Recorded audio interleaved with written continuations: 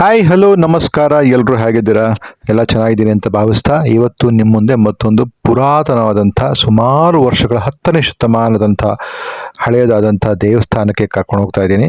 ಯಾವ ದೇವಸ್ಥಾನ, ಏನು ಅದರ ವಿಶೇಷತೆ ಏನು, ಹಾಗೂ ಅದರ ವೈಶಿಷ್ಟ್ಯವೇನು, ಏನೇನಿದೆ ಹಾಗೆ ನೋಡೋಣ ಬನ್ನಿ.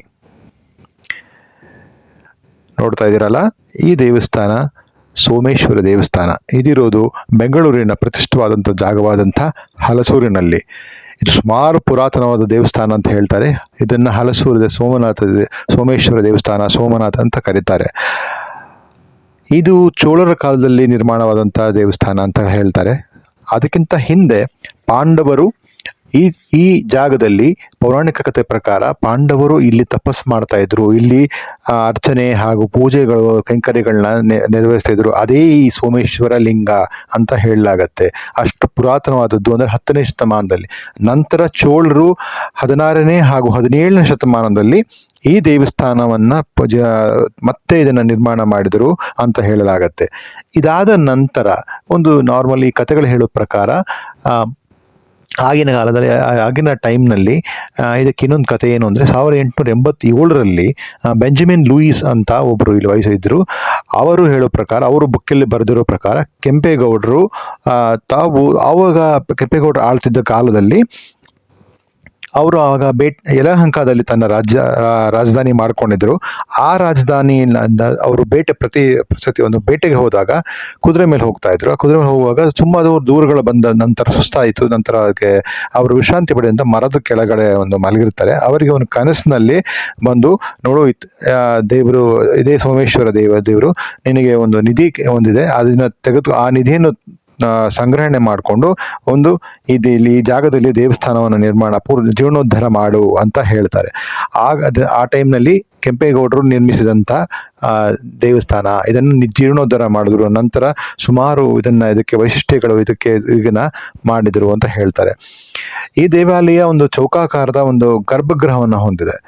ಈ ಗೋಡೆಗಳು 4 ಕಂಬಗಳು, ದೊಡ್ಡ ದೊಡ್ಡ ಕಂಬಗಳು ಮತ್ತು 12 ಚಿಕ್ಕ ಚಿಕ್ಕ ಕಂಬಗಳನ್ನ ಹೊಂದಿದೆ.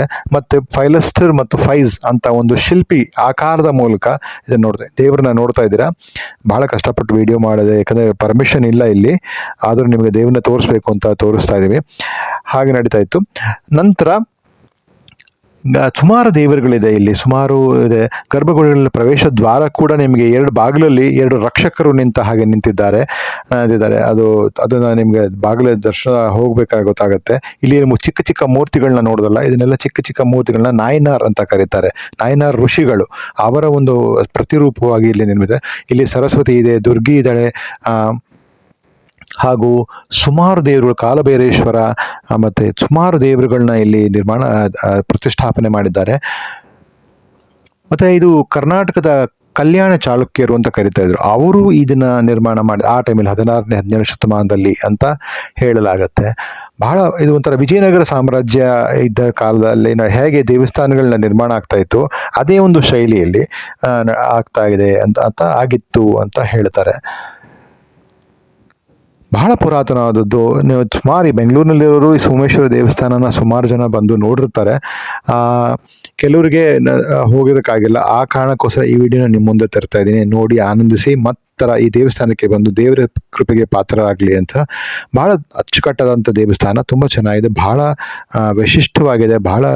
ಮತ್ತೆ ಕಾರ್ತಿಕ ಮಾಸದಲ್ಲಿ ಬಹಳ ದೀಪೋತ್ಸವ ನಡೆಯುತ್ತೆ, ಬಹಳ ಗ್ರ್ಯಾಂಡಾಗಿ ನಡೆಯುತ್ತೆ. ನಂತರ ಶಿವರಾತ್ರಿ ಅಂತೂ ಬಹಳ ವಿಜೃಂಭಣೆಯಿಂದ ನಡೆಯುತ್ತೆ ದೇವಸ್ಥಾನದಲ್ಲಿ. ಮತ್ತು ಪ್ರತಿ ಸೋಮವಾರ ಇಲ್ಲಿ ವಿಶೇಷವಾದಂಥ ಪೂಜೆಗಳು ನಡೆಯುತ್ತೆ. ಪ್ರತಿ ಕಾರ್ತಿಕ ಮಾಸದ ಸೋಮವಾರದಂದು ಶಿವನಿಗೆ ಇಲ್ಲಿ ದೀಪಾರ್ಚನೆ ಮಾಡಿದರೆ ಜನ್ಮಾಂತರದ ಪಾಪಗಳು ಕಳೆಯುತ್ತೆ ಅಂತ ಇಲ್ಲಿ ಜನರ ನಂಬಿಕೆ, ಭಕ್ತಾದಿಗಳ ನಂಬಿಕೆ. ಅಷ್ಟು ವೈಶಿಷ್ಟ್ಯ ಹೊಂದಿದಂಥ ದೇವಸ್ಥಾನ ಇದು, ದೇವಾಲಯ ಅಂತ ಕೂಡ ಕರೀಬಹುದು. ಬಹಳ ನಿಜವಾಗ್ಲೂ ತುಂಬ ಚೆನ್ನಾಗಿದೆ. ಬಹಳ ವೈಬ್ರೇಷನ್ ಇರುವಂಥ ದೇವಸ್ಥಾನ, ಬಹಳ ಅದ್ಭುತವಾದಂಥ ದೇವರು.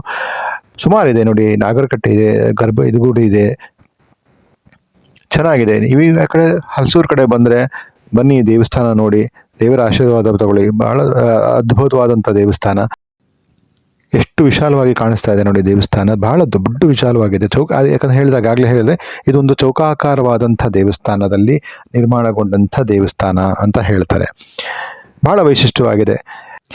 ಈ ವಿಡಿಯೋ ನಿಮಗೆ ಇಷ್ಟ ಆದರೆ ದಯವಿಟ್ಟು ಸಬ್ಸ್ಕ್ರೈಬ್ ಮಾಡ್ಕೊಳ್ಳಿ, ಪಕ್ಕದಲ್ಲಿ ಬೆಲ್ ಐಕಾನನ್ನು ಪ್ರೆಸ್ ಮಾಡೋದು ಮಾತ್ರ ಮರಿಬೇಡಿ, ಹಾಗೂ ಲೈಕ್ ಮಾಡಿ, ಶೇರ್ ಮಾಡಿ. ನಾನು ಮತ್ತೊಮ್ಮೆ ಇನ್ನೊಂದು ವೈಶಿಷ್ಟ್ಯವಾದ ದೇವಸ್ಥಾನದೊಂದಿಗೆ ಮತ್ತು ವಿಶಿಷ್ಟವಾದಂಥ ವಿಷಯದೊಂದಿಗೆ ನಿಮ್ಮ ಮುಂದೆ ಬರ್ತೀನಿ. ಟೇಕ್ ಕೇರ್, ಬಾಯ್.